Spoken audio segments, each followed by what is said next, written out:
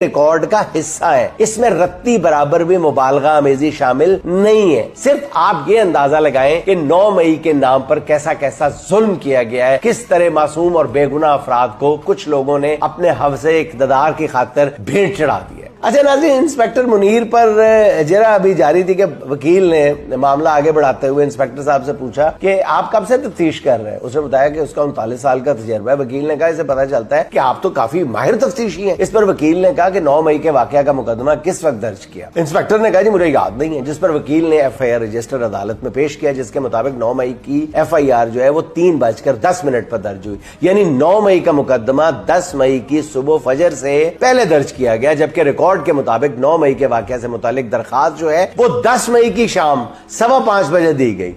यानी रिकॉर्ड के मुताबिक 9 मई का मुकदमा दरखास्त देने से तकरीबन 14 घंटे पहले दर्ज कर लिया गया। ओए ओए ओए ओए, अस्तगफिरुल्लाह। या अल्लाह, एक लम्हे के लिए हम सबको, पूरी कौम को के दिमाग में या अल्लाह कोई ऐसा सॉफ्टवेयर डाल दे कि हम अपने आप को अल्लाह के हुजूर खड़ा पाए। बस नाज़रीन आगे बढ़ते हैं। परवेज उमवी एडवोकेट ने इंस्पेक्टर मुनीर से पूछा कि आपके स्टार गवाहान ने ज़मान पार्क में होने वाली साजिश में PTI के ऐसे रहनुमाओं के नाम भी लिए हैं जो 9 मई के बाद प्रेस कॉन्फ्रेंस करके पार्टी छोड़ गए।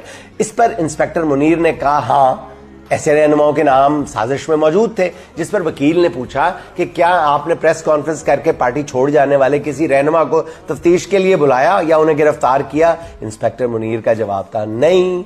नाज़रीन, इंस्पेक्टर साहब का अगली बातें भी आपको सुनाता हूं। नाज़रीन, यहाँ एक बड़ा अहम नुकता, उससे पहले आपको बता दूं, प्रेस कॉन्फ्रेंस करके पार्टी छोड़ जाने वालों को कम से कम तफ्तीश के लिए तो बुलाया जाना चाहिए था ना। ये हो सकता है कि तफ्तीश के बाद उन्हें बेगुनाह करार देकर केस से खारिज कर दिया जाता, मगर उन्हें सिरे से तफ्तीश के लिए बुलाया ना जाना, ये तो बिल्कुल बताता है ना, मुंह खोल खोल के बता रहा है, गला फाड़ फाड़ के बता रहा है कि 9 मई के मुकदमात एक खास मकसद के लिए बनाए गए थे। जब इंस्पेक्टर मुनीर वकील परवेज उमवी के सवालों के जवाब में बेबस दिखाई दे रहे थे तो नाज़रीन, जज साहब ये सब मंजर देखकर मुस्कुरा रहे थे, जिससे साफ लग रहा था कि 9 मई के मुकदमात अदालत की दहलीज पर दम तोड़ चुके हैं। सरकार के दोनों स्टार गवाह जो हैं वो अदालत में झूठे साबित हो चुके हैं। नाज़रीन, अब इस मुल्क में रूल ऑफ लॉ से मोहब्बत करने वालों के दिलों से एक ही दुआ निकलती है कि ये जज साहब जो ये सारी कार्रवाई देख के मुस्कुरा रहे हैं, जब फैसला देने लगे तो वो भी अपने आप को अल्लाह के हुजूर खड़ा पाए।